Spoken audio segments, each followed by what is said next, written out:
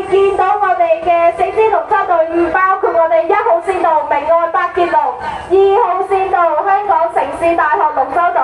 3號鴨脷洲合勝龍，以及我哋4號中城工程新樂，都已經穩步嘅齊頭進化去開始咗一個非常之穩步嘅起步啊！咁呢個時候呢，我哋追求嘅唔單止係要快啊，更加係要穩，因為呢，我哋全程呢要非常之考驗每隊團隊嘅配合同埋體力耐力。如果我哋一開始已經爬晒我哋嘅力量呢，去到後期就反而會更加辛苦。哇咁快我哋見到呢，我哋1號航圖嘅隊伍呢，稍為領先，係我哋嘅明愛百傑龍。呢啲睇戲都冇乜興趣。係啦，首先領先嘅係我哋4號，我哋中城工程新樂額。咁現時咧，我哋見到我哋4支嘅龍舟隊伍咧，都已經完成我哋一半嘅賽事啦。咁呢個時候咧，我哋都請我哋現場觀眾啦，都俾多啲我哋歡呼聲同埋掌聲佢哋啦。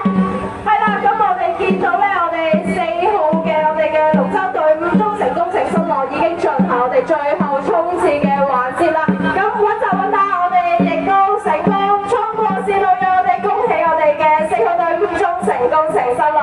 咁同時咧都唔少得我哋今日1號線道、2號線道、3號線道嘅3艘龍舟隊伍咧，都非常之穩定嘅節奏啊！咁大家都旗鼓相當。咁呢個時候咧，我哋最緊要就係保持好自己嘅節奏，係啦，即將去進入到我哋最後嘅衝刺環節。我哋見到現時1號嘅明愛百傑龍係稍為領先嘅啦，我哋恭喜1號明愛百傑龍。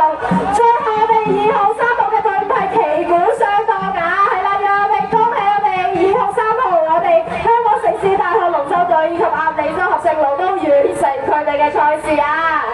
咁呢個時候咧，我哋見到咧，其實我哋好多隊伍嘅表現咧都非常之接近。咁呢個時候咧，我哋同樣都要等待到我哋大會終點係啦，我哋用專業嘅儀器去進行判斷。但同時呢個時候都唔少得要再一次多謝我哋4隊明愛百傑龍、香港城市大學龍舟隊、鴨脷洲合勝龍以及中城工程新樂4艘嘅龍舟隊伍，為我哋帶嚟咗今日第2場精彩嘅比賽啊！